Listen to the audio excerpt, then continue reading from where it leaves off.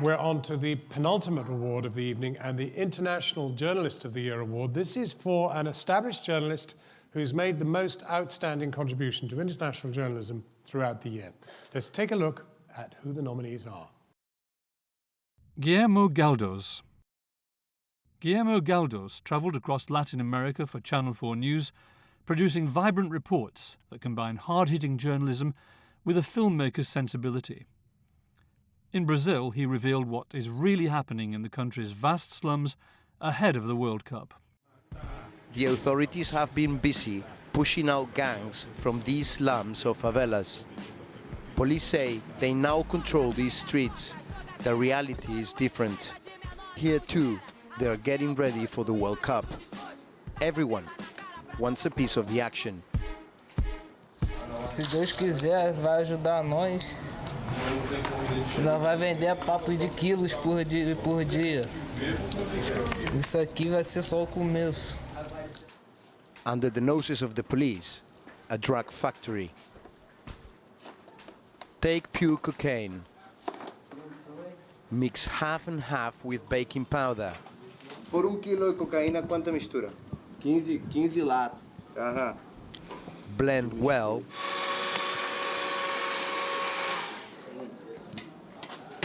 Essa é cocaína misturada, sim? Isso. Foi misturada já. Só tá traçando. Then add the secret ingredient. Adrenalina. Adrenalina. Adrenalina. Ai.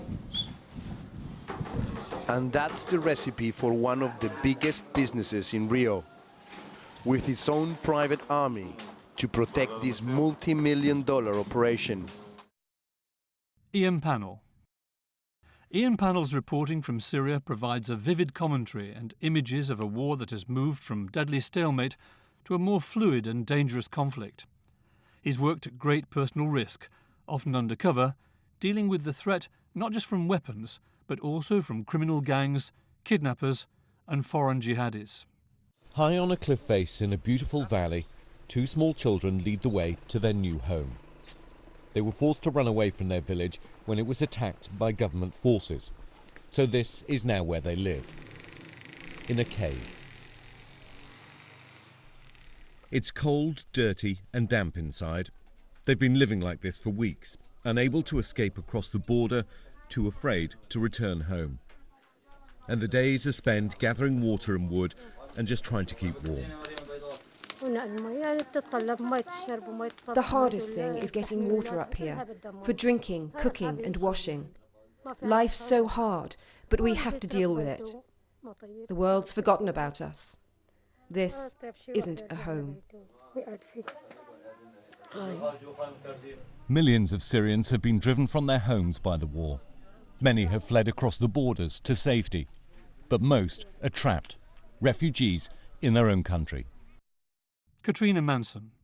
Katrina Manson, the FT's East Africa correspondent, has written a slew of brave stories from around the region.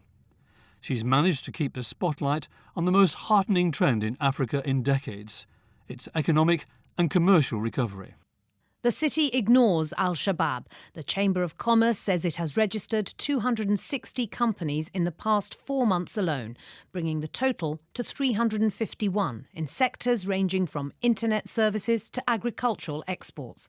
Among the returnees, whom the UN estimates at more than 60,000 last year, is 20-something Guled Garauna, who until December lived in London.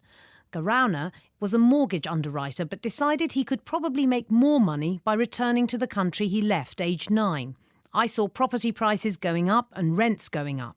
A year ago, a 5-bedroom rental was $500 a month. Today, it's $4,000, he says of one of the world's more unlikely housing bubbles. Houses in Mogadishu are now fetching $1 million. Can you imagine that? Well, the jury was struck by the extraordinary courage of all the nominees and had real difficulty in reaching their decision. To present this award, please welcome Rita Payne, the President of the Commonwealth Journalists Association and Chair of the jury.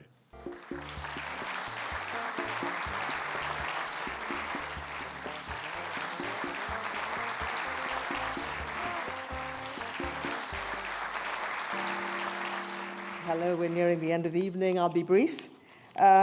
Just to say that thank you very much for One World Media, for the privilege of seeing such high-quality journalism. And as you can see from the clips, that it was difficult to judge, but we do choose a winner, and it's Guillermo Galdós.